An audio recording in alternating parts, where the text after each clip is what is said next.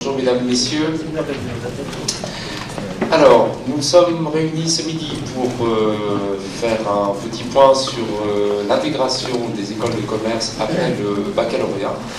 Donc, j'ai le plaisir et l'honneur d'être entouré d'éminents collègues qui vont se présenter tout de suite à vous. Alors, le titre de cette conférence est Intégrer une école de commerce après bac, à CSB et quiz, grade de master, diplôme visé par l'État. Donc, ce que je vous propose, pendant peut-être la première demi-heure de cette conférence, c'est que nous vous fassions un petit point sur quels sont les critères de qualité pour sélectionner une bonne école de commerce après le baccalauréat. Les modalités de concours aussi qui peuvent intéresser les différents candidats et les jeunes qui sont présents ici dans la salle.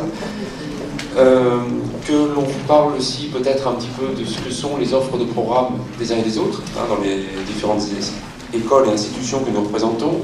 Un petit point sur l'international, qui est un trait commun à nos institutions ici présentes, un point sur les stages également, et puis sur l'insertion professionnelle, sur ce que deviennent les diplômés. Et puis on réservera 25-30 minutes, on verra en fonction du temps qui nous reste pour la deuxième partie de cette heure, à vos questions. Est-ce que ce mode opératoire vous convient? De toute façon, est-ce qu'on ne soit pas forcément trop descendant sur nos présentations? Vous avez face à vous des représentants de bonnes écoles. Donc on ne va pas être partisans dans nos présentations. On vous répondra le plus fidèlement possible sur chaque sujet, sur ce qu'on peut apporter les uns les autres. D'accord? Donc je vais laisser mes collègues se présenter. On va laisser la priorité de notre collègue, Madame Dervin de Neoma. Donc bonjour, je m'appelle Delphine Dervin et donc je représente Neoma Business School, donc l'école issue de la fusion entre Reims Management School et Rouen Business School. Bonjour, Jean-Philippe Hameux, directeur de l'IESEG, campus à Lille et à Paris. Bonjour, Pierre-Yves Jeannon, directeur adjoint de l'ESDES avec un campus à Lyon.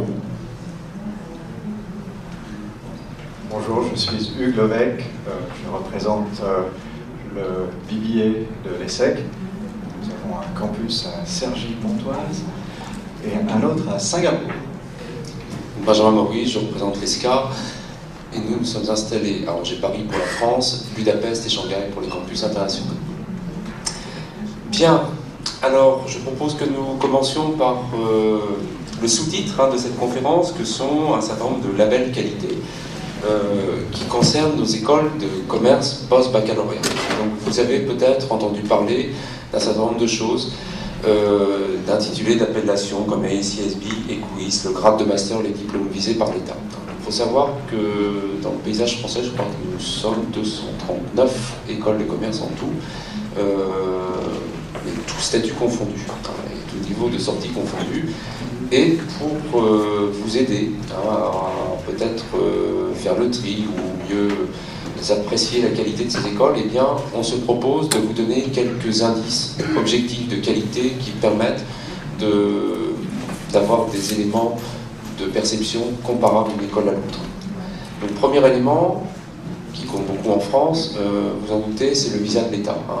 Le fait qu'une école soit visée par l'État fait que les étudiants qui suivent un cursus, au moins, ont la certitude que le cursus a été approuvé selon les canons académiques de l'enseignement supérieur français.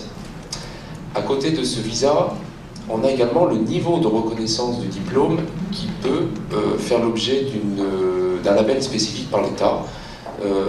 C'est le cas notamment du master, qui fait l'objet d'une appellation contrôlée, disons-le, délivrée par le ministère de l'Enseignement supérieur et de la Recherche. Donc si en plus du visa de l'État, vous avez le grade de master qui est apposé sur le diplôme, c'est un label supplémentaire de qualité qui atteste que le niveau de sortie des diplômés de l'école est tout à fait comparable à un master de l'université française.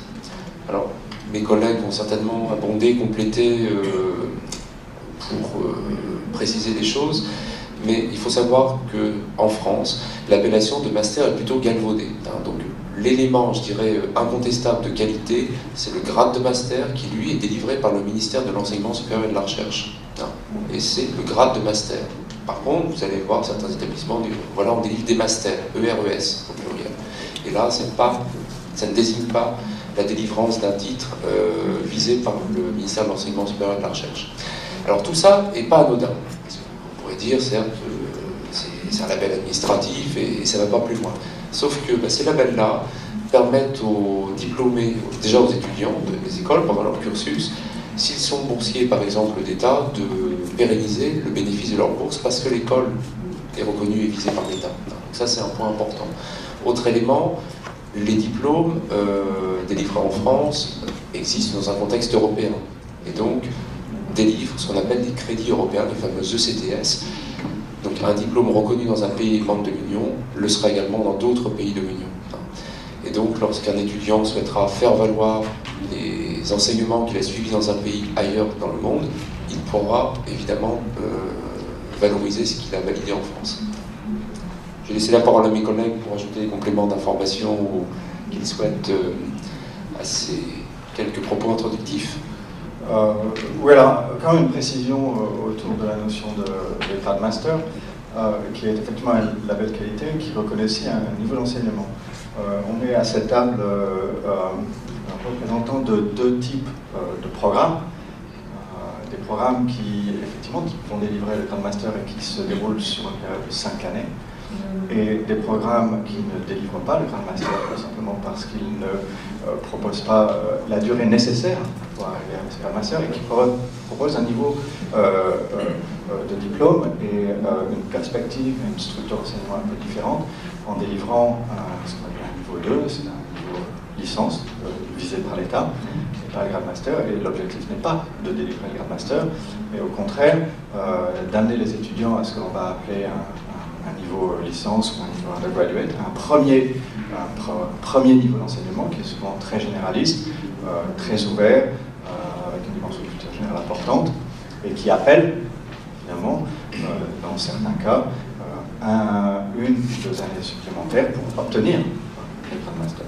Mais la différence, c'est que on s'arrête au niveau undergraduate, c'est-à-dire pour nous, je pense que CESEM et le BBA Bac plus 4 ans parce qu'il y a des stages et que ça rajoute quelques années, et qu'à l'issue de ces 4 années, les étudiants ont un choix, le choix de poursuivre pour aller chercher soit un grade master en France, soit un master à l'international qui a au moins autant de valeur si c'est délivré par une institution de grande qualité, ou intégrer la vie professionnelle, travailler pendant 1 an, 2 ans, faire sa carrière, avec la possibilité de retourner à l'école rapidement pour un master, plus tard pour un MBA, encore plus tard pour un executive MBA.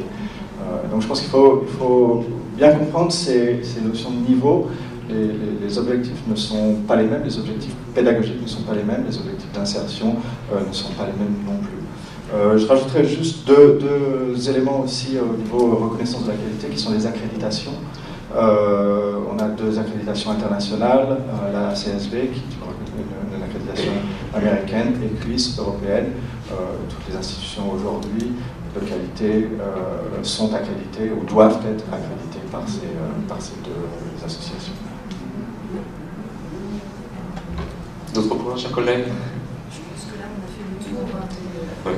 On va peut-être passer maintenant aux modalités de concours, qui peuvent être diverses selon les institutions post-bac représentées ici. Alors peut-être que les collègues vont souhaiter présenter chacun le concours qui est propre à son école, sachant que nous sommes également à cette tribune 3 représentants d'un même concours, Jean-Philippe Abeux, Pierre Génaud et moi-même, qui représentons des institutions membres du concours Accès. Donc moi je vais vous parler plus du concours Sésame, donc là qui est le concours pour l'intégration donc au CESEM et au BBA ESSEC. Donc vous avez déjà ces 2 écoles, mais il y en a 5 autres qui en font partie. Donc c'est vrai que quand on s'inscrit pour le concours Sésame, on a la possibilité donc de présenter toutes les écoles du concours, donc il y en a 7, et elles sont toutes à vocation internationale, donc avec des formats en 4 ou 5 ans, et des périodes à l'international qui peuvent être de 1, de 2 ans, voire 18 mois, ou sous forme d'échanges académiques et ou stage, puisque les deux sont très complémentaires au niveau de l'international.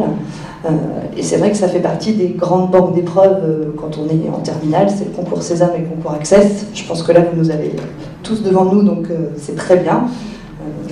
c'est vraiment sur ces 2 grandes banques d'épreuves que vous pouvez déjà présenter un maximum d'écoles. Alors, pouvez-vous nous donner quelques conseils pour bien se préparer au concours Sésame? Ah, se préparer au concours Sésame. Donc, comme tout concours, ça se prépare. On n'y arrive pas les mains dans les poches. Ça, c'est pas la meilleure des choses à faire. La première chose à faire, c'est déjà de récupérer les annales des années précédentes. Donc, elles sont disponibles sous différents formats. Vous les avez sous format papier. Vous avez des CD aussi, avec 10 années, je crois, si je ne me trompe pas, d'épreuves. Et ensuite, vous avez aussi les téléchargements sur le site internet du concours Sésame, où là, vous retrouvez différentes épreuves des différentes années. Donc ça, c'est la première étape. Déjà, se procurer les annales. Ensuite, vous avez des ouvrages disponibles dans toute bonne librairie, hein, vraiment pour vous aider à préparer les concours. Vous avez les guides Réussir, souvent qui sont plutôt bien faits. Et après, vous avez l'autre chose aussi, vous avez des organismes privés, en fait, qui pendant une semaine peuvent vous préparer à ce type de concours. C'est pas forcément un gage de réussite non plus, quoi. Jean-Philippe, peut-être pour Accès? Je vais laisser la parole à Pierre-Yves, qui connaît encore mieux que moi le concours Accès, même si je le vis depuis longtemps. Merci beaucoup. Oui, le concours Accès, donc, qui réunit les 3 écoles, IESEG, SK et SDS. Pareil, donc c'est un concours qui se déroule en 2 temps, donc une partie d'écrit puis une partie d'oral. Les écrits sont donc communs aux 3 écoles, 4 épreuves, par contre qui n'ont pas forcément les mêmes pondérations en matière de coefficients appliqués à chacune des épreuves selon les écoles présentées. De la même manière, un concours, ça se présente. Pour le concours Accès, il existe également des annales, soit disponibles sur papier, soit téléchargeables sur Internet, avec également des compléments que l'on peut trouver dans sa librairie proche de chez soi. Ça ne devrait pas poser de problème. L'autre point dont on n'a pas parlé, c'est la partie des oraux également. Alors, petit focus sur le fait que autant les écrits sont communs s'agissant du concours Accès, autant les oraux après se retrouvent propres à chacune des écoles, même s'ils se décomposent pour les 3 sur à la fois un entretien personnel et puis un entretien en anglais. Avec l'aspect des oraux également. Alors comment est-ce qu'on se prépare pour les oraux? Alors je peux parler de notre école, puisque là on est en propre. Pour la partie d'anglais, écoutez, c'est à partir d'un texte que l'échange se déroule avec un professeur d'anglais. Pour la partie de l'entretien personnel, c'est à partir d'un dossier que le candidat va être amené à remplir à partir du moment où il a été déclaré admissible aux oraux. Petit dossier de 4-5 pages dans lequel il va se présenter, avec une règle en ce qui nous concerne pour bien réussir son entretien, c'est l'authenticité. Donc ces oraux ne sont pas des oraux académiques, on ne pose pas sur un tableau une équation que l'on demande au candidat de résoudre. L'objectif de ces oraux, c'est de faire connaissance avec lui, qui il est, quelles sont ses motivations, pourquoi souhaite-t-il intégrer une école comme la nôtre, également, même s'il est encore jeune, quel est le projet qu'il peut avoir en sortant de notre établissement. J'insiste bien sur le fait qu'on ne va pas lui demander de nous sortir un plan de carrière sur 45 ans, ça serait absolument inconvenu compte tenu de son âge. Voilà, pour des oraux qui ont lieu donc entre fin mai et début juin sur les campus de chacune des 3 écoles. Non, j'abonde tout à fait dans ce qui a été dit, c'est-à-dire bien se préparer pour les écrits. Ça, c'est de la préparation très technique, beaucoup de QCM. On n'est pas entraîné au QCM dans le secondaire, il faut s'entraîner pour aller vite et bien. Et donc pas se dire, tiens, il y a 60 questions pendant 1 heure d'épreuve et je vais buter sur les 5 premières pendant 1 heure et pas faire les 55 suivantes, là ça va pas. Donc il faut de l'efficacité, se dire c'est 1 minute par question, et donc c'est de la méthodologie pour beaucoup. Évidemment, on mesure aussi les connaissances. Mais il faut s'entraîner pour maîtriser au mieux la méthodologie et gagner quelques dixièmes de points. Et quelques dixièmes de points, c'est souvent des centaines de places dans un concours. Donc la rigueur de préparation à l'écrit, elle est très importante. Utilisez bien les annales, enfin ce qui se trouve sur les sites web, parce que c'est pas cher, et ça vous permet de vous entraîner dans les conditions des épreuves. Une épreuve dure 1 heure, par exemple, avec 60 questions, et je me mets dans ces conditions-là. Je ne fais pas ça entre deux en regardant mon téléphone ou je ne sais pas quoi. Il faut se concentrer et apprendre à se concentrer sur la durée de l'épreuve, dans la configuration du concours. Comme ça, on est vraiment dans une logique de training. Pour l'oral, il faut se préparer aussi, mais plus en se questionnant, en se disant, mais évidemment, il y a l'oral d'anglais et l'oral qu'on appelle souvent personnalité et motivation. On cherche à mesurer l'adéquation entre le profil du candidat, les études et ce qu'il y a après les études. Parce qu'on fait des études pas pour y rester. Et donc là, il faut se poser un certain nombre de questions. Évidemment, bien creuser le projet pédagogique de l'école en question, puisque là, les oraux sont individuels. C'est-à-dire, cette école propose ceci, est-ce que ça me convient? Et si ça me convient, il faut que je puisse expliquer pourquoi. D'accord? Donc, il ne faut pas dire, oui, c'est bien, c'est pour telle raison, je pense que ça me convient. Mais encore plus, les débouchés au sortir de l'école. Donc, il faut se renseigner sur les métiers auxquels ça correspond, et puis se dire, ça peut me convenir. Comme l'a dit Pierre-Yves Génon à l'instant, on n'est pas sur un plan de carrière de 40 ans. 90% des élèves qui passent le concours, en tout cas au moins l'IESEG, ne savent pas très bien ce qu'ils veulent faire plus tard. Certains ont une idée précise, la plupart n'en ont pas. La plupart disent, moi je veux un métier qui soit passionnant, qui m'amène à rencontrer des gens, qui ait une dimension internationale, qui m'amène à prendre des responsabilités. Donc il faut essayer néanmoins d'aller un peu plus loin, en parlant avec vos parents, avec des proches, pour se dire, mais qu'est-ce qui accroche et qui m'amène à dire, ben, tiens, voilà, ce type de métier pourrait me convenir, mais sans être forcément très précis. Il ne faut pas raconter des histoires pour raconter des histoires. Le jury est habitué à cela. Il va vous déboulonner en 2 temps 3 mouvements si votre histoire n'est pas solide. Néanmoins, il faut se préparer en se questionnant et en interrogeant son environnement. Voilà. Juste un petit mot, parce que je pense que c'est quand même des choses importantes pour vous. Et c'est chaque école, mais je confirmerai ce qu'ont dit les collègues. On le voit toujours, donc je vais vous redonner le conseil. Quand vous arrivez à un oral pour une école, le minimum du minimum, c'est de connaître le programme de l'école. Je vous le rappelle, mais tous les ans, on a des étudiants qui viennent se présenter à l'oral, on leur pose des questions sur le programme, et ils n'ont aucune idée ou une vague idée de ce qu'il y a dans le programme. Ça, c'est juste pas possible. Le minimum du minimum, c'est de connaître le programme. L'autre minimum, c'est de pouvoir justifier de pourquoi vous avez pris la décision de passer le concours. Effectivement, c'est pas un plan de carrière qu'on vous demande, mais on aime bien comprendre. L'autre chose, c'est que souvent, on nous demande quel est le profil type de l'étudiant qui rentre au BBA à l'ESSEC, ou le profil type de l'étudiant qui va faire une école de commerce. Là, on sait, il n'y en a pas. Et en tout cas, je sais à l'ESSEC, mais je pense que c'est un peu pareil partout, on n'en cherche surtout pas. Ce qu'on veut, c'est des gens qui sont intéressés, motivés, qui sont là pour une raison, qui sont capables d'expliquer pourquoi ils sont là. On va surtout chercher des gens avec du potentiel, des gens qui sont tous différents. On va pas chercher. L'intérêt de ces programmes, c'est de générer de la diversité. Et on va en parler un petit peu probablement. Nos programmes se construisent dans une diversité internationale, académique, d'ouverture, et pas de profil. Pas de profil. Tout le monde a sa chance. On cherche des personnes intéressantes, des personnes intéressantes.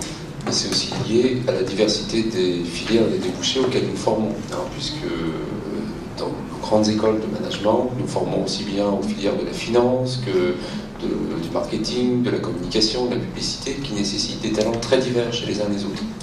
Donc il y a autant de place pour les personnalités, on va dire, plutôt réservées que pour les personnalités plus extraverties, qui trouveront chacune à s'épanouir dans le monde des écoles.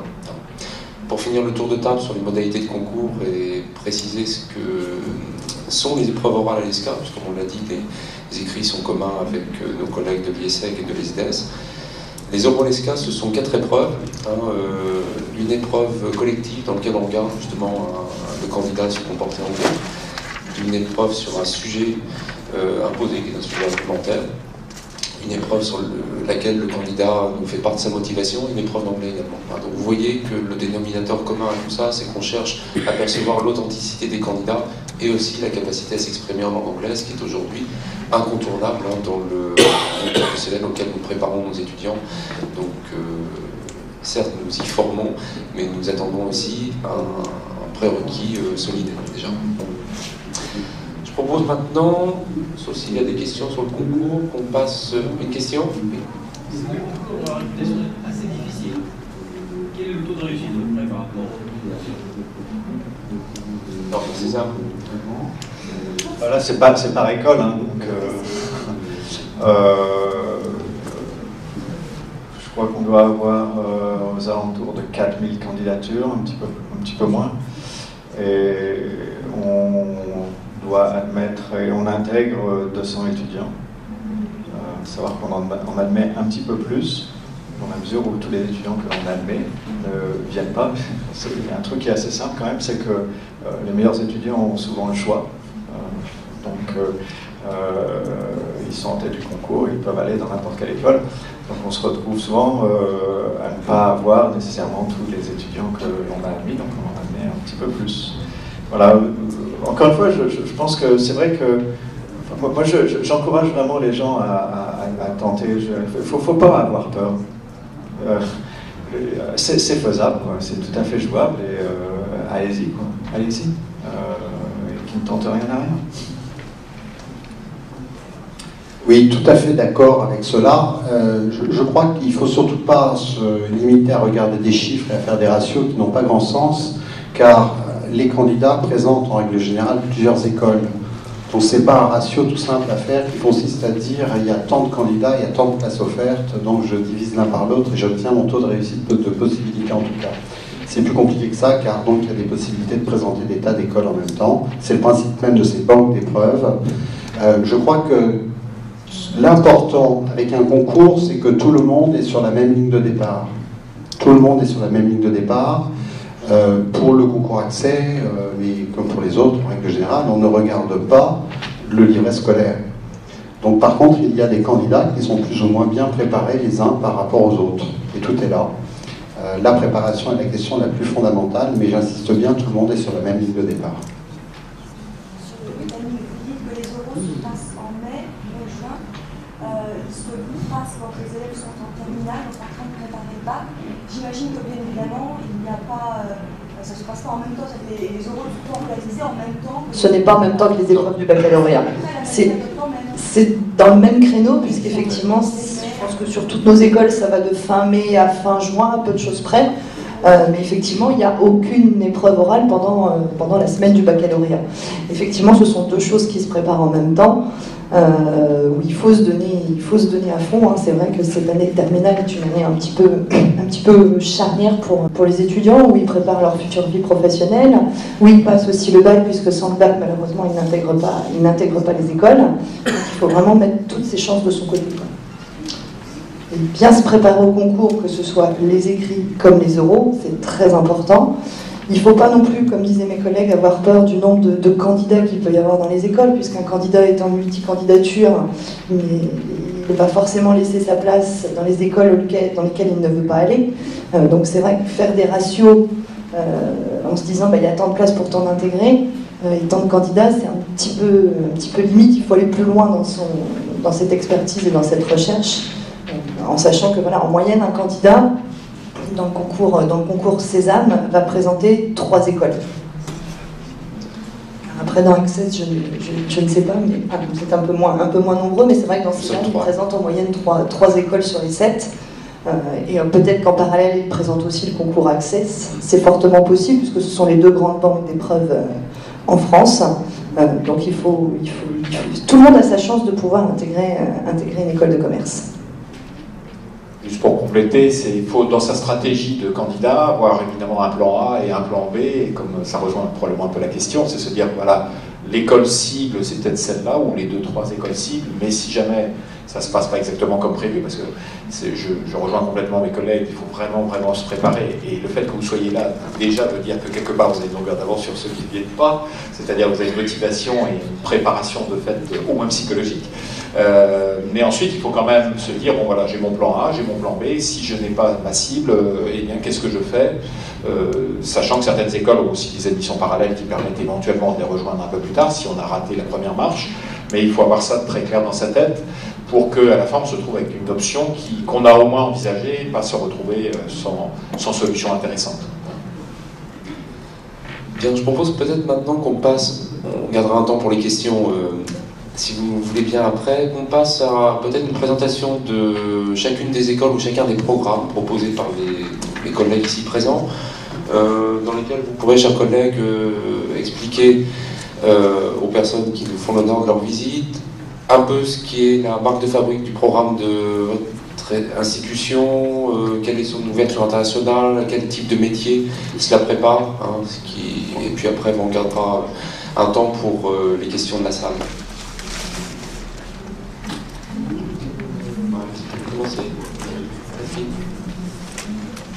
Bon, ça pourrait être long, donc je vais faire très court. Donc l'IESEG, c'est une école en 5 ans, donc post-bac. La plupart des élèves nous rejoignent en première année suite au concours accès dont on a parlé. Pour les 5 années d'études, c'est une école, je pense que mes collègues vont probablement dire à peu près la même chose, une école à vocation généraliste. Donc on n'entre pas dans cette école pour faire seulement de la finance, ou du marketing, ou des ressources humaines, ou de l'audit contrôle, ou du système d'information, ou de la supply chain. On fait tout.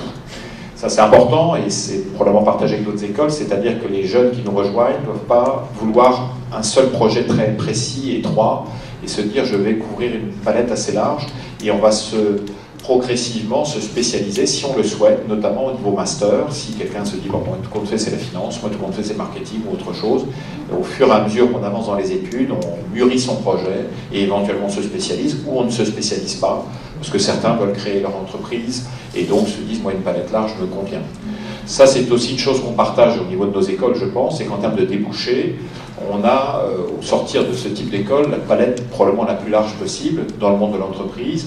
Quand vous regardez les fonctions à responsabilité dans les entreprises, comme vous avez une direction financière, marketing, RH, une direction d'audit, etc., même parfois des directions juridiques, tout cela est accessible aux diplômés de nos écoles.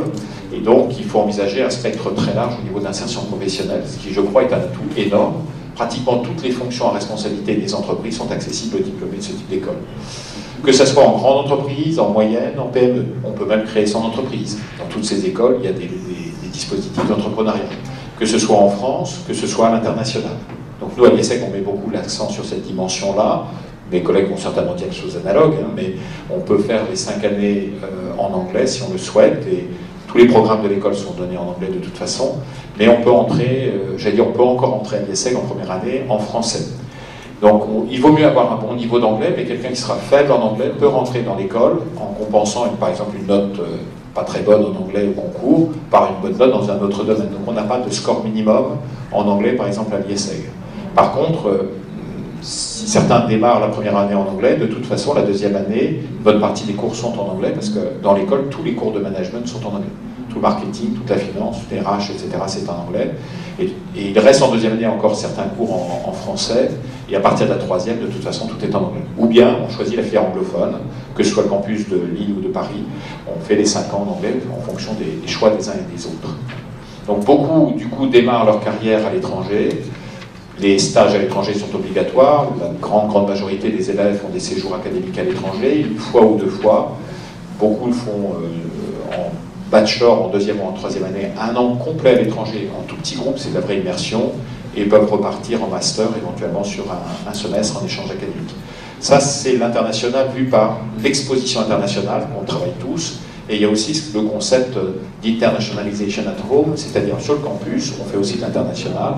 J'ai parlé de cours en anglais, mais c'est aussi des collègues d'autres pays, 1 millier d'étudiants internationaux, donc ils viennent de 50 pays différents. Donc ça fait qu'au quotidien, on travaille avec des étudiants chinois, indiens, brésiliens ou autres, des professeurs qui viennent de différents pays. Chez nous, plus de 80% des professeurs ne sont pas français, des professeurs permanents. Et donc quand on enseigne le management des ressources humaines avec des professeurs qui viennent de pays très différents, là où la dimension culturelle est importante, ça impacte quand même pas mal cette dimension d'internationalisation sur le campus. Donc ça va être un des éléments forts. Sinon, effectivement, c'est un parcours généraliste, et je crois que c'est une des forces des parcours post-bac, c'est qu'on a 4 ans ou 5 ans pour travailler cette dimension généraliste, et d'avoir des diplômés qui peuvent travailler aussi bien dans une fonction marketing, financière ou autre, avec un corps professoral de très bonne qualité, puisque 96% de nos professeurs ont un doctorat, c'est un des labels importants pour pouvoir enseigner dans l'enseignement supérieur, et une grande dimension internationale. Voilà pour les aspects les plus importants pour désigner l'IESEG. Merci. Alors pour le CESEM, donc dispensé sur le campus de Reims de Neoma Business School, donc là c'est un programme en 4 ans, avec bien évidemment possibilité de faire une 5e année, donc pour les étudiants qui souhaitent aller jusqu'au bac plus 5 grades de master. Le cursus se décompose en 2 temps, puisque les étudiants passent 2 ans en France, donc 1 an et demi au CESEM plus 6 mois de stage, et ils vont passer 2 ans dans un même pays, 1 an et demi dans leur université d'accueil, plus 6 mois de stage. Donc tous nos étudiants, donc 100% des étudiants obtiennent un double diplôme. Ils ont donc le diplôme du CESEM et le diplôme de leur université d'accueil. On a donc 11 universités partenaires à travers le monde, donc 3 aux États-Unis, une au Mexique, une en Chine, et ensuite on est sur des destinations donc européennes avec l'Italie, l'Irlande, l'Espagne, l'Allemagne, la Grande-Bretagne et les Pays-Bas. Donc ça laisse quand même le choix d'aller passer ces 2 années dans un pays que l'on a envie. C'est vrai que la première année d'études en école de commerce, hein, c'est un peu, je rejoins ce que disait mon collègue, hein, c'est vraiment très généraliste, hein, c'est vraiment l'acquisition des fondamentaux de management et de gestion, et en même temps, à travers cela, la découverte des différentes fonctions de l'entreprise, avec des premières idées de projets professionnels, entre guillemets, qui commencent à mûrir chez les étudiants. Donc c'est vrai que cette première année, ça reste à peu près la même partout, avec pour le CESEM de la même façon aussi des étudiants étrangers donc, qui viennent rythmer les cours. Donc dès les premières minutes de cours de marketing au CESEM par exemple, vous êtes déjà en cours avec des étudiants chinois, allemands, espagnols, qui n'ont pas la même culture déjà, donc avec une autre façon de travailler, une autre approche managériale. Donc c'est vrai que c'est très complémentaire. Vous allez être amené aussi à réaliser des travaux de groupe, chose que vous ne faites pas forcément quand vous êtes au lycée, mais c'est ce qui va se faire de plus en plus et c'est ce qui va rythmer ensuite votre vie professionnelle.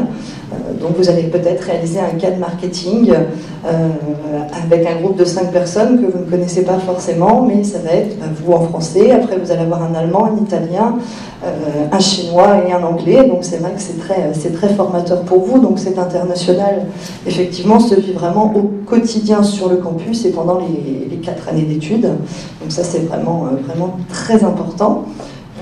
Les étudiants, donc au bout de leurs 4 ans, commencent à normalement avoir un projet professionnel qui se dessine et surtout qui leur correspond, puisque dans les écoles, hein, on a aussi tout un accompagnement de l'étudiant du début de sa scolarité jusqu'à la fin de sa scolarité.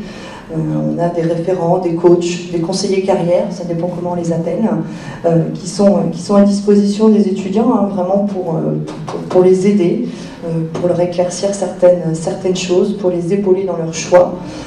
C'est vrai que c'est pas toujours évident de se positionner par rapport à ça. Puis vous avez les stages aussi qui sont là aussi, hein, pour rythmer les années d'études, que ce soit en 4 ou 5 ans, qui vont aussi vous aider donc à découvrir l'entreprise, parce que souvent ce sont les premiers stages, c'est vraiment des stages de découverte de l'entreprise, où là vous vous dites, ah ben voilà, ça fonctionne comme ça dans un service marketing, je pensais pas que c'était ça, et là vous découvrez au fur et à mesure, et finalement vous peaufinez votre projet professionnel. Donc c'est vraiment un enseignement finalement en entonnoir, puisque avec des premières années vraiment très généralistes, et au fur et à mesure des 4 ou 5 années d'études, normalement, vous avez quelque chose qui vous correspond réellement. Merci. Merci bien. Alors, en ce qui concerne SDS, effectivement, le cursus en 5 ans, donc on rejoint beaucoup de choses qui ont été dites précédemment, notamment par Jean-Philippe Hameux. Un point, effectivement, le cursus se décompose en 2 cycles. Un premier cycle de 3 années, les 3 premières années, où les étudiants vont bien évidemment faire l'ensemble des fondamentaux de la gestion, mais ils vont également pratiquer des langues étrangères, ils vont également faire des mathématiques et des statistiques, mais également les SDS, ils vont faire beaucoup d'économie et de sciences humaines et sociales, car cela fait partie intégralement de notre projet que de former des gens qui, outre de solides compétences pour le monde dans lequel ils travailleront plus tard, est une culture générale importante en matière de connaissance de l'environnement. Et ça, nous sommes convaincus que c'est un élément qui sera absolument clé pour le professionnel tout au long de sa carrière, pour prendre des décisions en adéquation avec, effectivement, à la fois les critères économiques attendus par son employeur, mais également en tenant compte des enjeux du monde qui l'entoure. Après ce premier cycle de 3 années, l'étudiant va se spécialiser dans un cycle master en années 4 et 5. Et comme le disait Jean-Philippe Hameux, ce qui est très important avec ce type d'école, c'est lorsque l'on en sort, on n'est pas un spécialiste, on est un généraliste avec une teinte, avec une spécialisation plus ou moins prononcée. Et cela est extrêmement important, notamment au regard de ce que sera la carrière de l'étudiant quand il sera dans le monde professionnel. 40, 45 ans, avec des évolutions, c'est absolument évident qu'on passe d'un métier à l'autre, et ce sera de plus en plus le cas demain. Donc l'avantage l'avantage de ce type d'école, c'est justement de préparer ces diplômés à pouvoir évoluer en fonction des opportunités ou des souhaits d'évolution qu'il peut avoir tout au long de l'ensemble de sa carrière. Pour la partie internationale, on retrouve également des choses communes, notamment en ce qui concerne les SDS. Tout étudiant de deuxième année va effectuer l'intégralité de son second semestre académique, donc du mois de janvier au mois de juin, à l'étranger en université forcément anglophone. Alors ça peut être à Taïwan, ça peut être au Danemark, mais c'est forcément anglophone. Et puis les étudiants, ceux qui le souhaitent, ils sont 1 sur 2 en gros, en 5e année, peuvent repartir 1 ou 2 semestres d'études complémentaires, toujours en université partenaire, et là on n'est pas forcément en environnement anglophone. Au total, nous avons plus de 130 universités partenaires, ce qui signifie qu'on évite d'envoyer des cohortes trop importantes d'SDCiens sur un même campus à Shanghai, où ils seraient davantage tentés de pratiquer l'anglais, le français, pardon, que de profiter de l'environnement dans lequel ils sont. Ça, c'est extrêmement important. Pareil, en ce qui concerne les stages, 14 mois minimum de stage dès la première année. Tout cela, c'est une formation qui permet d'avoir, au terme de ces 5 années d'études, une formation extrêmement pratique de gens qui sont extrêmement opérationnels. C'est pour ça qu'ils sont de plus en plus recherchés par les entreprises, pour ce côté pragmatique, opérationnel, qui va vraiment les caractériser au sortir de l'école. Dernière petite pointe, le parcours d'intégration professionnelle. Effectivement, former des gens, c'est important, mais les accompagner pour mûrir leur projet est également très très lourd de sens. Cela signifie que nous avons un parcours qui se décompose en 3 dispositifs. Premièrement, connaître les métiers tels qu'ils sont pratiqués dans les différentes entreprises. On peut être contrôleur de gestion chez Airbus Industrie à Toulouse. Ce n'est pas le même métier quand on est contrôleur de gestion dans une grande banque à Shanghai. Donc ça, c'est vraiment faire la connaissance avec le monde de l'entreprise, au travers des stages, au travers de rencontres d'entreprises sur site, également sur le campus. Deuxième dispositif, c'est la connaissance de soi. Donc là, beaucoup de travail en individuel avec des coachs, beaucoup de tests de personnalité pour permettre à l'étudiant de mûrir son projet. Et troisième partie du dispositif, l'aider à se préparer au mieux pour rechercher son emploi au travers des différents outils et des préparations pour les entretiens. Merci. Merci Pierre-Louis. Non, vas-y. Bien, mon micro.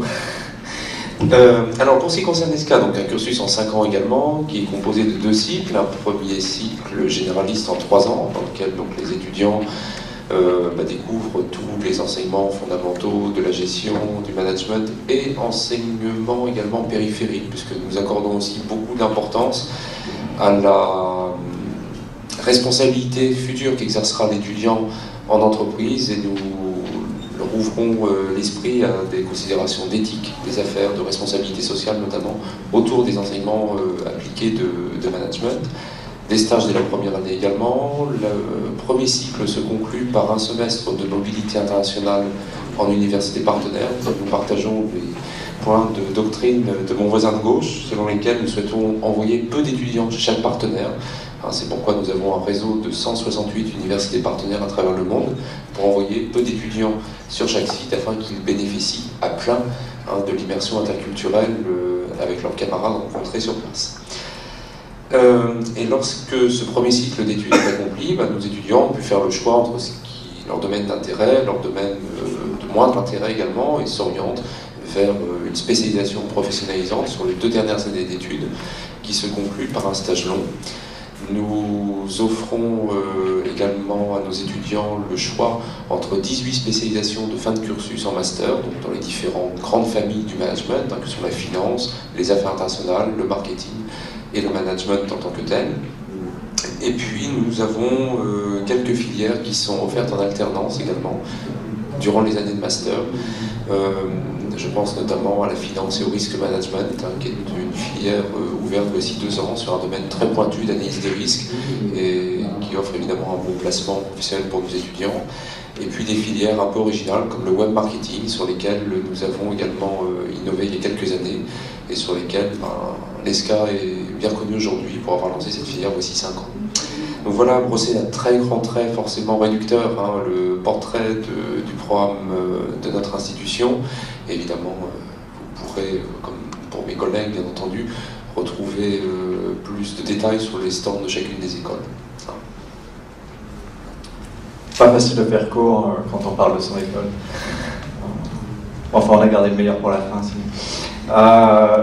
En quelques mots, tout ce qui a été dit, on le fait. Hein, c'est le même esprit de l'international. Les étudiants partent 2 fois un semestre en échange chez nous. De la professionnalisation, nous avons 3 stages, 1 mois, un stage de diversité, 3 mois, un stage de découverte, 6 mois, un stage, un stage décisionnel. Même idée, des cours fondamentaux du management, mais aussi des cours, un peu de culture générale, d'ouverture, qu'on appelle business, culture, société, des cours de développement personnel. L'idée pour nous est d'arriver à former des gens à la fin de 4 ans qui ont une formation effectivement généraliste, solide au management, mais aussi des gens qui sont ouverts d'esprit, qui ont la capacité, au-delà de maîtriser les concepts et la connaissance du management, de faire ce qui me paraît nécessaire si on veut être un manager qui réussit dans sa vie professionnelle et personnelle, quelqu'un qui est capable de faire des connexions, d'assembler, de comprendre son environnement et de se dire que cet élément-là avec celui-là ici et celui-là là, ça peut être une bonne idée. Je me rappelle quand j'ai travaillé 1 an à Hong Kong, j'étais prof là-bas, je suis arrivé là-bas, mon domaine de spécialisation c'était les marchés financiers électroniques, la monnaie électronique. Il y avait une expérience qui s'était tentée, Mondex, monnaie électronique. Il y avait parallèlement à ça ce qui est aujourd'hui la carte Navigo, mais ça a été en 98 à Hong Kong, ils avaient ça, c'est la carte Octopus, avec lesquelles on faisait ce qu'on fait avec la carte Navigo, mais on pouvait aussi payer. On pouvait aller chez Paul dans le métro et boum, on payait sa baguette de pain, on voulait faire des photos, on payait avec sa carte. Et puis à ce moment-là, il y avait aussi les téléphones portables qui commençaient à se développer. Et en y réfléchissant, on s'était dit assez tôt, on n'a rien fait là-dessus, hein, c'est pas juste pour faire le fier, mais qu'à un moment donné, on passerait forcément à des systèmes de paiement qui sont non physiques, sans cash. Et donc il faudrait un support pour cette monnaie électronique et que ce serait le téléphone portable. Et vous pouvez voir qu'aujourd'hui, de plus en plus, c'est le téléphone portable. Vous prenez des éléments, vous regardez, des expériences, des gens qui mettent leur carte dans le métro, des gens qui payent tout ça, vous assemblez tout ça et boum, vous développez une vision. On veut des gens comme ça, professionnellement et pour leur vie personnelle. D'accord ? C'est ça qu'on veut former. Après, juste un mot, je suis moi particulièrement un adepte de la spécialisation à un moment donné. C'est pour ça qu'on est à un niveau où on forme du généraliste, on s'arrête au bout de 4 ans, soit on va travailler un petit peu, soit on va chercher une spécialisation. J'étais responsable des masters à l'ESSEC pendant 6 ans, je suis un fervent défenseur de la spécialisation. Je trouve que lorsque l'on veut chercher un boulot, il faut être spécialisé, on a les contacts, on a une bonne vision de là où on veut aller, on peut expliquer pourquoi on veut faire ça, on a les outils nécessaires et à un moment donné, je pense que c'est quand même pas mal de se spécialiser. Voilà, c'est juste une opinion, je disais, c'est pas pour ça que je pense que ce que les autres pensent, c'est pas une bonne idée, mais encore une fois, la diversité enrichit le microcosme. Bien, merci à tous. Je propose maintenant qu'on réserve la vingtaine de minutes qui nous restent pour des questions. Monsieur avait une question depuis tout à l'heure. Entre donc l'EDA et SEC, l'école post-bac, l'ESSEC, etc., par mis à part la différence de sélection et de difficultés d'accès, est-ce que vous pourriez nous dire un peu les différences qu'il y a vraiment entre le contenu de l'EDA et SEC? On pourra en reparler après parce que je veux pas. C'est une question très spécifique sur l'ESSEC, et vous le disiez le temps de mes collègues, mais globalement. Pardon ? La question, c'est la différence entre la grande école à l'ESSEC et le BBA, en gros.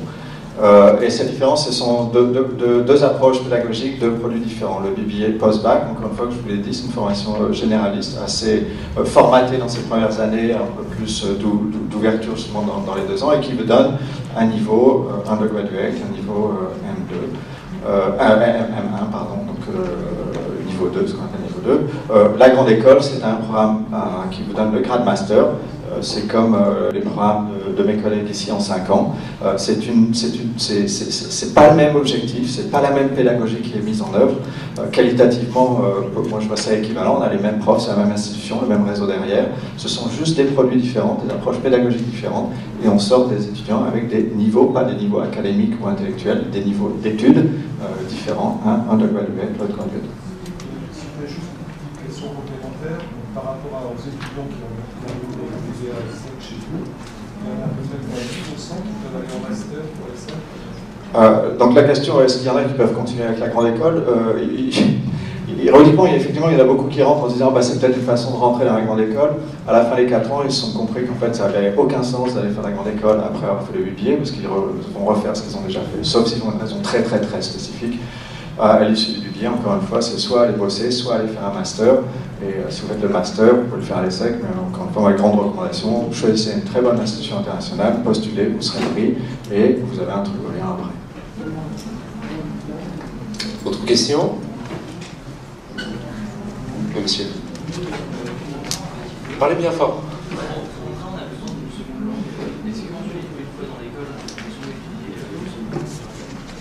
Alors, chacun doit pouvoir répondre. Ça dépend des écoles.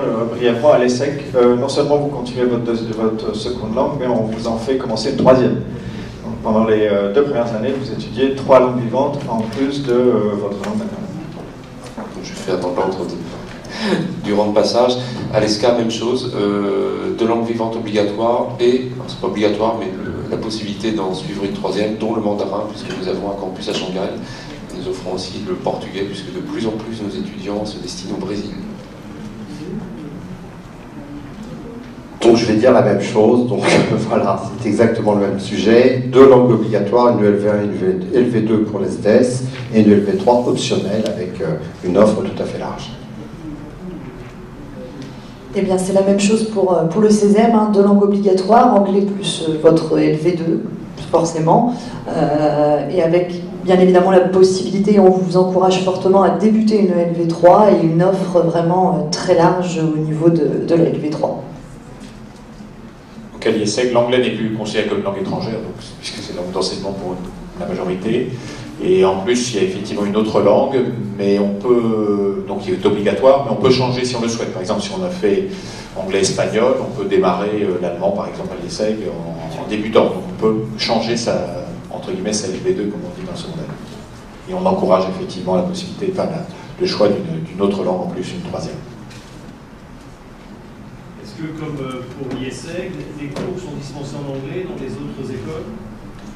Alors, pour le CESEM, tous les cours sont dispensés en français quand les étudiants sont sur le campus de Reims. Par contre, ils sont dispensés dans la langue du pays quand ils vont dans les universités partenaires. C'est-à-dire que quand ils partent en Chine, ils vont suivre leurs cours de management et de gestion en chinois, en Allemagne en allemand, et ainsi de suite. Donc c'est pour ça qu'on favorise beaucoup quand même l'apprentissage des langues. Alors en ce qui concerne l'SDES, c'est environ 40% des cours qui sont sur le campus dispensés en anglais. Alors pour ce qui concerne l'ESCA, nous avons une approche qui est très liée à l'objet du cours. C'est-à-dire que sur le premier cycle, nous avons des modules qui sont dispensés en anglais lorsque leur objet le justifie. Par exemple, dès la première année, nous avons un gros module dit de Globalization Studies, qui sont en gros des Sciences Po sur les relations internationales, qui sont dispensés par des intervenants de la Commission européenne pour la plupart. Là, c'est en anglais. Toute la 3e année est dispensée en anglais puisque nous envoyons nos étudiants internationaux, mais nous accueillons également des étudiants d'universités partenaires. Donc là, il n'y a pas le choix, il y a de moins en moins de francophones à travers le monde, donc on s'adapte. Et sur le master, on a fait le choix de dispenser des filières 100% en anglais ou pas. C'est-à-dire que si on débute l'anglais, on enseigne une partie de filière en anglais en master, ça n'a pas de sens de faire l'autre partie en français. Donc c'est soit 100%, soit en français. Donc on a des filières de finance complètes en master en anglais, même chose en marketing, même chose en management. Et au BBA, c'est comme à l'IESSEC, vous pouvez faire la totalité en anglais, dès la première année.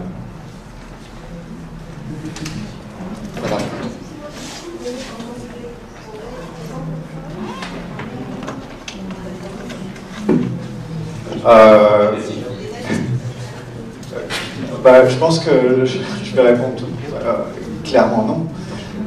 Pour plein de raisons. D'abord parce que, comme on vous l'a dit, le corps professoral de nos institutions est très international et on a beaucoup de profs dont l'anglais n'est pas la langue maternelle. Mais la langue de travail. Mais c'est la langue de travail. Ce sont des chercheurs et ils interagissent systématiquement en anglais, ils font des présentations en anglais, ils font leur recherche en anglais. Donc ce sont des gens qui ont la maîtrise totale de l'anglais et en particulier dans leur domaine de spécialisation. Mais non, ce ne sont pas nécessairement des gens qui sont natifs. Ce qui est très bien pour l'éducation de l'oreille des étudiants, parce qu'après, dans les grands groupes internationaux, ils vont retrouver des personnes d'accents différents. Donc c'est bien qu'ils rencontrent des Chinois parlant anglais, des Hispanos parlant anglais, des Allemands, des Français aussi. Maintenant, je pense que derrière la question, c'est est-ce que ça a du sens? Oui, ça a du sens. Est-ce qu'il parle suffisamment bien anglais? Oui, il parle suffisamment bien anglais. Ce serait dommage qu'on ait une déperdition dans la démarche pédagogique à cause de ça, en fait. Donc, ça, c'est quand même une garantie qu'on a que tout se passe bien. Oui, madame.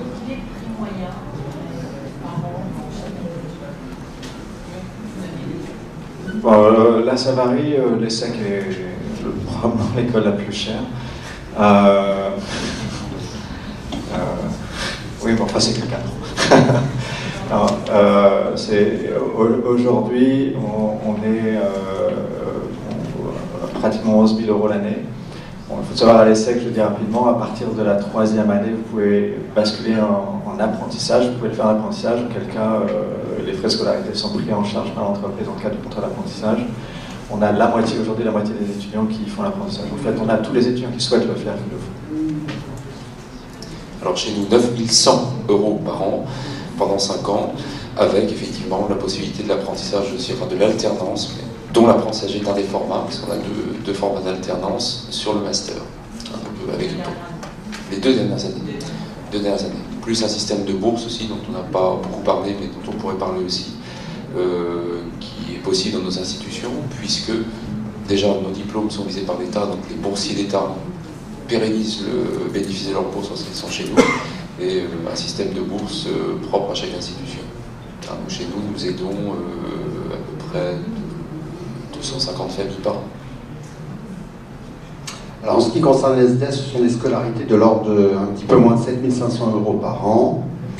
Pareil, éligible aux bourses d'État, avec également un système de réduction de scolarité qui peut aller jusqu'à 30%. Sachant que lorsque les étudiants partent à l'étranger, ça c'est un point qui est important, on ne leur fait pas repayer de frais de scolarité, quel que soit le coût de l'université partenaire. Ça, c'est nous qui le gérons. C'est notre problème, je dirais. Souvent sont plus chers à l'international qu'en France. Hein. Voilà. Le coût des études est souvent beaucoup plus cher. Très élevé. Une année de scolarité en moyenne aux États-Unis, c'est 29 000 $. Dernier point, ça c'est l'attractivité de la région Rhône-Alpes que je représente, c'est les bourses données par la région. Tous nos étudiants sont éligibles aux bourses quand ils sont à l'étranger. Et là, ce sont des montants qui sont extrêmement importants puisqu'on est à environ 100 € par semaine passée à l'étranger. Donc ça aide également pour beaucoup. Ça, c'est grâce à la région Rhône-Alpes dont nous sommes partenaires. Alors pour le CESEM, les frais de scolarité s'élèvent donc à 9 000 € par an, donc pendant 4 ans. Donc aucun frais supplémentaire quand les étudiants partent dans leur université d'accueil. C'est vrai qu'à l'étranger, les frais de scolarité ne sont absolument pas les mêmes, avec bien évidemment des possibilités d'avoir les bourses de l'enseignement supérieur. Et nous avons aussi une fondation au sein du groupe Neoma Business School qui tous les ans redistribue une centaine de bourses à nos étudiants sur critères académiques et sociaux. Bon, évidemment, il y a un peu le même modèle. Ils sont éligibles aux bourses du Crous. C'est 9 100 € à peu près par an à l'IESEG. Quand ils vont à l'étranger, évidemment, ils ne font pas tout sur coup. Et il y a des filières en apprentissage pour les 2 dernières années. Donc oui, on a beaucoup de points communs sur ce sujet-là. Merci. Oui, madame.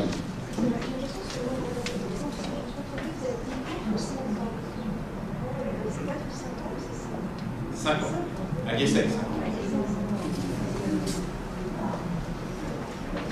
Oui, monsieur. L'IESEG, dont vous avez un site à Paris, à notre ville. Vous, les ESCA, vous avez un site en Angers à Paris. L'UDPS et Shanghai également. Oui. Oui.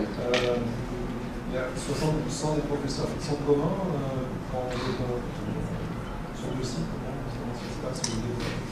Alors, si Jean-Philippe peut répondre, et puis chacun. Oui, on dit il y a 2 sites, mais c'est une école, 2 campus, donc c'est un même corps professoral. Alors évidemment, il y a des gens qui ont leur bureau principal à la Défense et d'autres à Lille, mais c'est pas très long, il y a 1 heure de train, et donc les cours sont donnés différemment des 2 côtés par le même corps professoral. 2 campus, et je pense qu'à l'ESCA c'est pareil, mais c'est exactement les mêmes programmes, les mêmes examens, les mêmes diplômes, donc il y a une qualité et un niveau équivalent d'un site à l'autre. Donc ça ne doit pas jouer sur le choix du site, c'est d'autres considérations. Chez nous, c'est rigoureusement le même mode de gestion. Nous avons un corps professoral permanent, pour le corps professoral permanent français, qui a un site de rattachement, mais qui enseigne sur les deux sites. C'est-à-dire que pour nous, c'est à peu près pareil, c'est 1h30 de TGV entre Angers et Paris. Donc les professeurs sont mobiles dans les deux sens. Et voilà. Donc les examens ont lieu d'ailleurs en même temps, de façon à ce que tout soit bien synchronisé. Est-ce que vous pouvez nous parler de l'admission parallèle? C'est possible. Nous allons le faire. Je fais ça très large comme ça, je vous laisse. Pour chacune des écoles? Oui, si. Moi, je vais faire très simple et très rapide. Malheureusement, il n'y a pas d'admission parallèle au Césem. On l'intègre uniquement en première année via le concours Sésame et il n'y a aucune autre façon de l'intégrer. À l'IESEG, la grande majorité des élèves rentrent en première année. On n'a pas beaucoup d'admissions parallèles, mais on peut entrer néanmoins après un bac plus 2 en troisième année de l'école ou avec un bac plus 3 en quatrième année de l'école, c'est-à-dire pour le cycle master. Mais pour nous, ça ne concerne que quelques dizaines d'étudiants. La voie normale, entre guillemets, c'est vraiment l'entrée en première année. En ce qui concerne les S, c'est exactement la même chose. Pour mettre des chiffres, ce seront 260 places en première année en 2014, à la rentrée 2014, 30 places proposées pour une admission parallèle directement en troisième année, et 50 places pour une admission parallèle en quatrième année, avec des niveaux différents, bien évidemment. Sachant que ces concours d'admission parallèle, puisqu'on parle de concours, sont en ce qui nous concerne, c'est un concours propre, qui se décompose également en un écrit et un oral. Alors à l'ESCA, nous avons aussi l'ouverture en troisième année, qui est réservée aux titulaires d'un bac plus 2. Ça concerne 30 places ouvertes. Un concours pour entrer en quatrième année. Soit des personnes qui ont déjà fait de la gestion avant, soit des personnes qui viennent d'autres horizons, comme par exemple une licence de biologie, de lettres, etc. Là, nous avons une centaine de places pour entrer directement en quatrième année. Si les personnes ont déjà fait de la gestion, elles se spécialisent directement en arrivant. Si elles n'ont pas fait de gestion, on les fait passer par un semestre intensif dit de fondamentaux de gestion, durant lequel on voit les basiques de la finance, du droit, du marketing, du management, etc., avant de se spécialiser. Et à ce niveau, nous accueillons également dans des conventions de bidiplôme des élèves ingénieurs également qui viennent chercher une spécialisation en management, d'écoles partenaires. Tout a été dit, on fait la même chose. Admission sur titre en troisième année pour des gens qui ont un diplôme Bac plus 2, DUT, BTS ou autre. Ce jour, on recommande quand même fortement que les étudiants qui postulent aient une connaissance minimale quand même de tout ce qui est gestion. On va offrir quelques cours de mise à niveau, mais c'est très rapide, c'est du online. Donc on n'est pas équipé aujourd'hui pour prendre en admission sur titre en troisième année des gens qui n'auraient pas quand même fait. Donc les biologistes, on ne les prend pas. Pas qu'on les veut pas.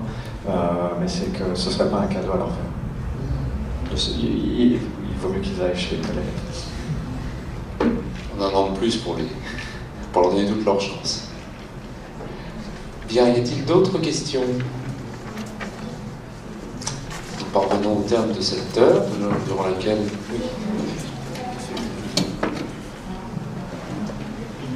Là, on représente des écoles post-bac et il faut peut-être rappeler le positionnement des écoles post-bac par rapport à d'autres modèles. Je crois qu'il est de plus en plus prisé pour des raisons simples, c'est qu'effectivement, de plus en plus de jeunes se disent tiens, c'est un modèle qui me convient, d'autres modèles que conviennent à d'autres.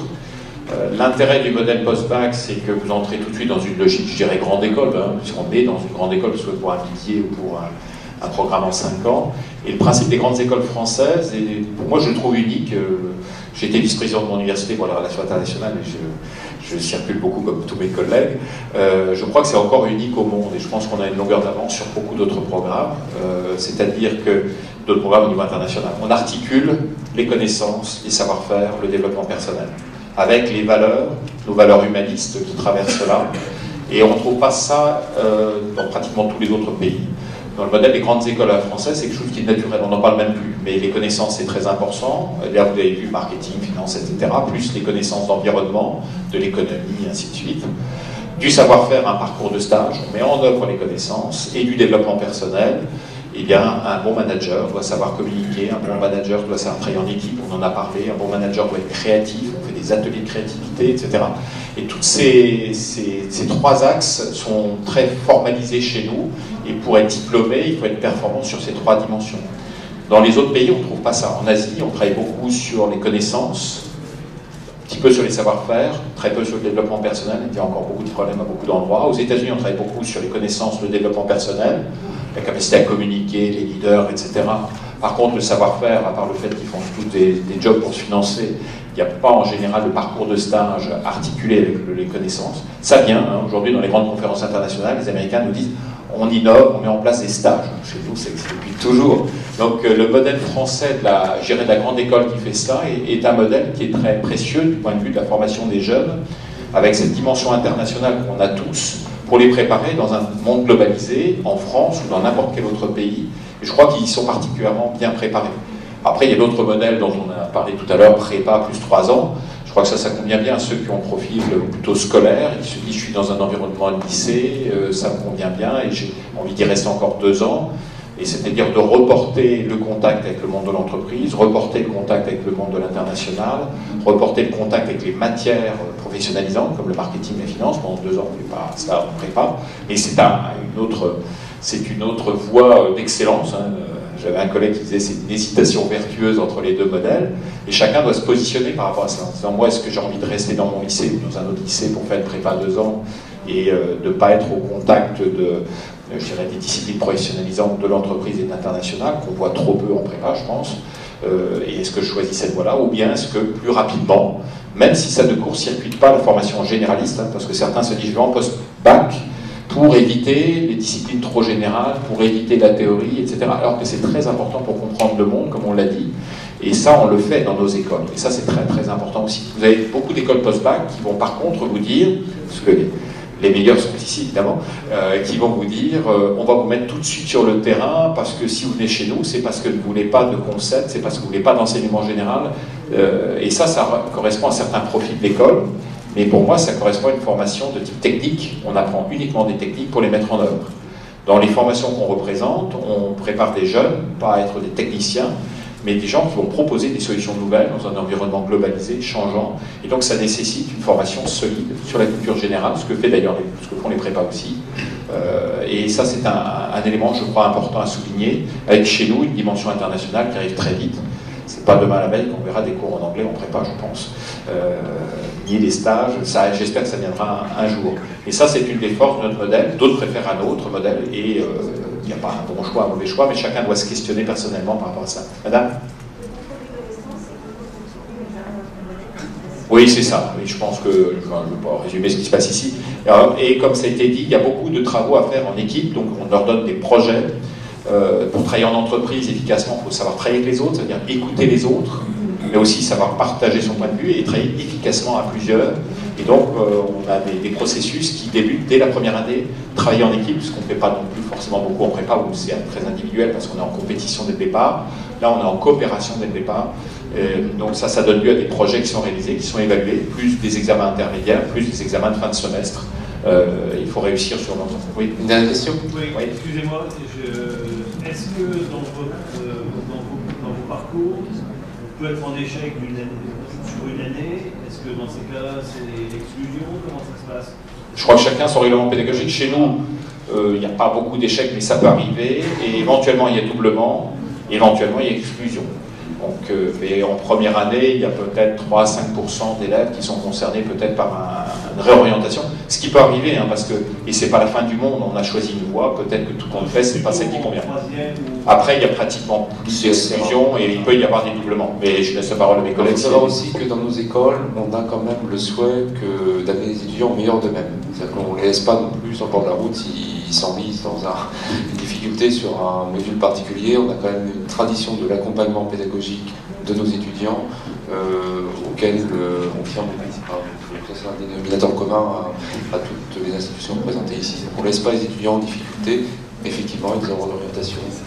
Parfois même, la sélection se fait du point de vue de l'étudiant lui-même. Alors pour le CESEM, c'est exactement le même principe. Hein. Il peut y avoir exclusion et redoublement en fin de première année. je sais pas de pourcentage, mais c'est vraiment très très très minime. Et après, une fois qu'ils sont lancés, ils vont jusqu'au bout et avec beaucoup de succès. Monsieur ? Juste une question pratique. Donc, pour les étudiants qui sont admissibles, les réponses arrivent quand? Parce que vous êtes fort un PV, pratiquement on ira gérer les réponses. Si vous faites plusieurs choix entre les PV et l'autre, les réponses à votre concours. Alors, pour le concours Sésame, les résultats aux épreuves écrites ont lieu mi-mai, avec des oraux qui se déroulent donc de fin mai à mi-juin. Et les résultats d'admission, ils sont aux alentours du 20 juin. Alors la date n'est encore pas exactement fixée pour le moment. Et après, il y a trois phases pour que les étudiants puissent, les candidats puissent intégrer l'école qu'ils souhaitent dans la banque Sésame, puisque comme ils sont multi-candidatures, s'ils acceptent d'intégrer le Sésame par exemple, ils vont laisser une place au billet. Et ainsi de suite. Et donc là, il y a 15 jours entre la publication des résultats et les intégrations définitives. En fait, on a réaligné le calendrier de Sésame pour le synchroniser avec APB. On a fait ça, oui, on a été obligé de faire ça ces dernières semaines. APB a sorti son calendrier, on a fait des ajustements justement pour ne pas que les étudiants soient en otage de façon. Pour accès, on est à peu près sur le même calendrier, mi-mai, mi-juin, pour la proclamation des résultats. Bien. Merci à toutes et à tous pour vos questions, votre participation et tous les échanges. Donc, vous pourrez retrouver toutes les écoles ici présentes sur leur stand pour avoir des questions plus précises sur le déroulement de la scolarité, rencontrer les étudiants également, rencontrer des collègues présents sur les stands. Je remercie également mes collègues pour leurs interventions tout à fait éclairantes. Bonne journée à tous. Merci beaucoup.